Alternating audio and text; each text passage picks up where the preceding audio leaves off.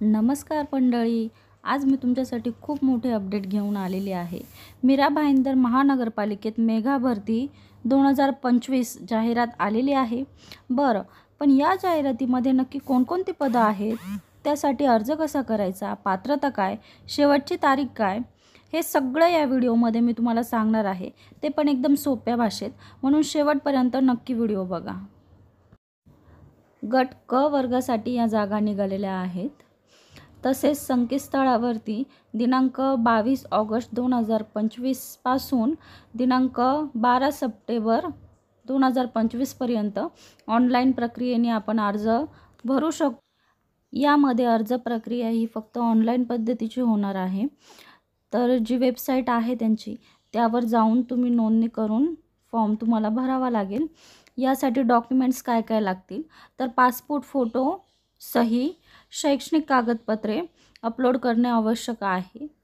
तर पुढे आपण बघू, सॅनिटरी इन्स्पेक्टर पदांसाठी किती जागा आहेत। या जाहिरातीमध्ये 13व्या नंबरवर स्वच्छता निरीक्षक म्हणून पद आहे। तर 7वी वेतन श्रेणी आहे। तर याला पगार 25,500 ते 81,100 पर्यंत आहे आणि पदांची संख्या 5 आहे। यानंतर आपण शैक्षणिक पात्रता बघू। त्यामध्ये पहिला पॉईंट दिलेला आहे मान्यताप्राप्त विद्यापीठाची पदवी। म्हणजे तुम्ही सॅनिटरी इन्स्पेक्टरचा जो डिप्लोमा असतो 1 वर्षाचा, तर तो कुठल्या इन्स्टिट्यूटमधून केलेला आहे, ते गव्हर्नमेंट मान्यताप्राप्त आहे का, ते अगोदर ते बघणार।